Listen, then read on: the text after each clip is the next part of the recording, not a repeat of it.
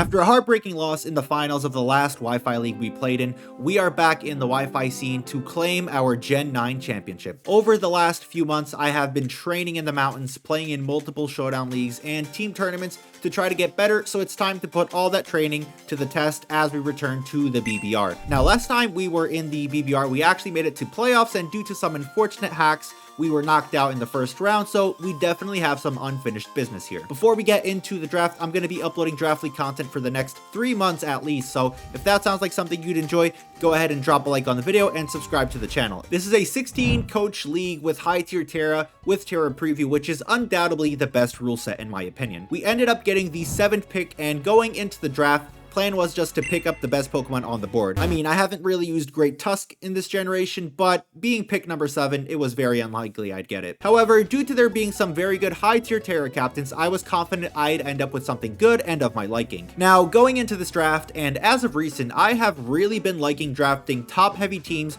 or drafting the minimum number of Pokemon possible, but making sure there is value in all of my picks. The reason being, logically thinking, you want to maximize the points you are bringing to a game every week. So if you have 11 Pokemon and have distributed your points evenly throughout the entire team, every week you are leaving a lot of points on the bench. Players also tend to draft Pokemon just because they are missing a certain type, but recently I've gotten more into the habit of drafting them for roles rather than just filling out typings I don't have. Basically, we could draft 9 to 11 Pokemons, but I opted to draft only 9 Pokemon, but make sure there is value in every mon to fulfill the roles I needed. Coming off a strong Draft League World Cup performance with Zarude, I decided to pick it up and make it our Tera captain and star of the team. Everyone knows how strong Tera Zarude actually is. I mean, it's been on a huge rise lately and is unanimously considered a top 3 Tera captain. Why, you might be asking? Well, Zarude has an incredibly well-balanced stat distribution with good defensive and offensive stats. It's also a great setup sweeper, be it with Bulk Up or Sword Stance, and even more straightforward sets like Tera Dark knockoff sets are really lacking in switch-ins. Zarude's main downside is its mediocre defensive typing, but if you remove that, then you give it the ability to set up on things it usually shouldn't be able to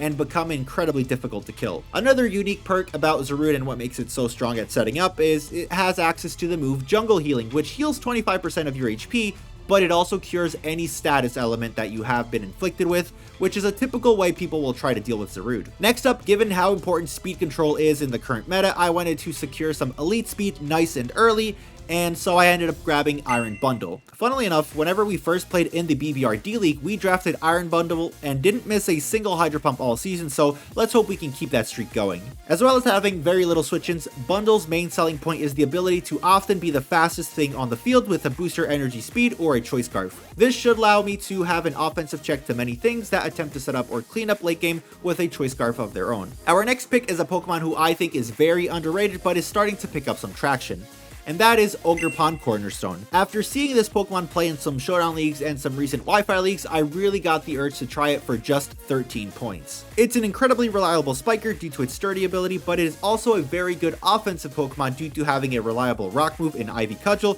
which in all honesty, the move is pretty broken. Rock switch-ins are typically ground types, and Ogre being a grass type as well threatens those very well. The other typing that switches into it reliably is obviously Steel type, but this actually works in our favor since bulky Steel types are also very annoying for our Iron Bundle. We can use our Ogerpon Cornerstone to lure in the Steel types and hit them hard with a Low Kick or a Stomping Tantrum, thus making Ice move much more spammable with Iron Bundle. Now, our next pick wasn't actually our round 4 pick, but I wanted to structure this draft analysis a bit different. Instead of presenting it in pick order, I want to showcase our draft in roles, so I'll showcase all of our offensive guys and then we can move on to our defensive and supportive pieces. Whenever I'm drafting, I like to have 3 of what I call oh shit guys. These are Pokemon that you look at the matchup and you are instantly like, oh shit, they have this guy as well. I wasn't so sure Ogerpon Cornerstone was the oh shit guy I needed, so I ended up drafting Speed Boost Blaziken. There's a few reasons as to why I did this. First of all, I didn't want Tera Steel to be very easy to run into me.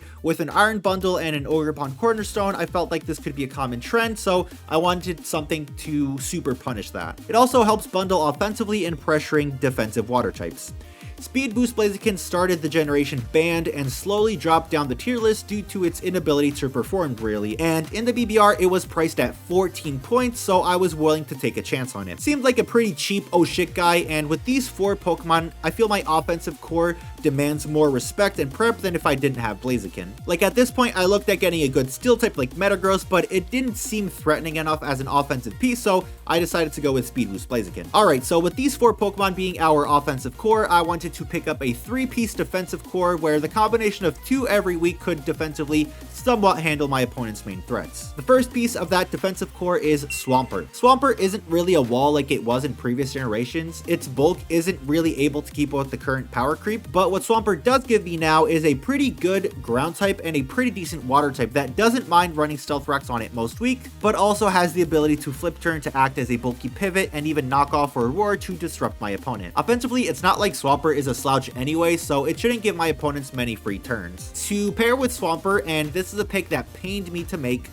like a lot, but that is Corviknight. Yes, I know Swampert plus Corviknight was great back in Gen 8, but Corviknight has also fell down the tier list due to the power creep of this generation. Now, the only reason I draft Corviknight is because it was priced at 11 points, which I feel makes it somewhat draftable. That, and there were no other real good steel types around. Its main role is to complement Swampert defensively. I mainly see myself using Corviknight as a U-turn bot where it comes in to take a hit and then U-turns out into one of our offensive guys. All of our offensive pieces really appreciate coming in safely and in a potential advantageous position. Also, Corviknight does get dual screen, so I would not be against running dual screens Corviknight with U-turn. Our final piece of this defensive core is Fezandipity, which gives me 2 pretty crucial typings I was missing so far. I think grounded poison types can be a bit overrated. Not every team needs one, but a team with Tera Zarude I think needs one simply so I'm not forced to run jungle healing or boots most weeks. Fezandipity also has an insane Spadef stat, which pairs well with Corviknight in that regard. It's another Pokemon capable of acting as a bulky pivot where it comes in and U-turns. The added benefit Fezandipity has over other U-turns is its Toxic Chain ability, allowing it to spread Toxic and better position myself. This 3-piece defensive core obviously won't be able to handle absolutely everything, but I can choose a Terra type on Zarude to help fill that gap of what they cannot check and go on from there. So I have 2 more Pokemon left to reveal, but I would classify them more as support pieces rather than defensive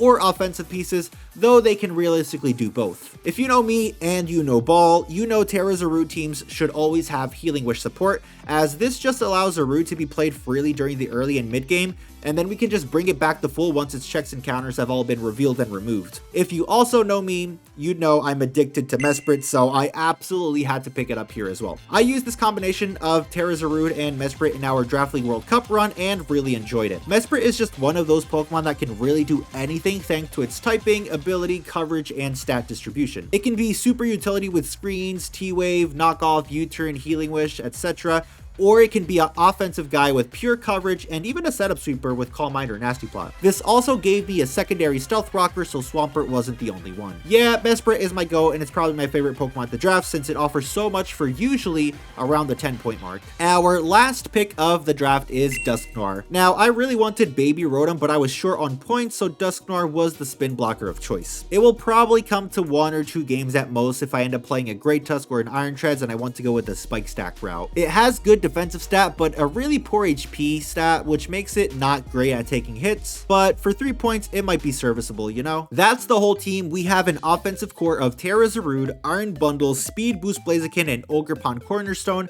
a defensive core of Swampert, Corviknight, and Fezandipity, and 2 support pieces in Mesprit and Dusknoir. I am very happy with how the team turned out, and I am very excited to be back on Wi-Fi. After getting to finals in the PPL, hopefully we can go one step further and claim that Gen 9 championship. Once again, if you enjoyed the video and are excited for future Draft League content, make sure you leave a like, subscribe, become a channel member if you want, and I'll see you for week 1 of the BBR.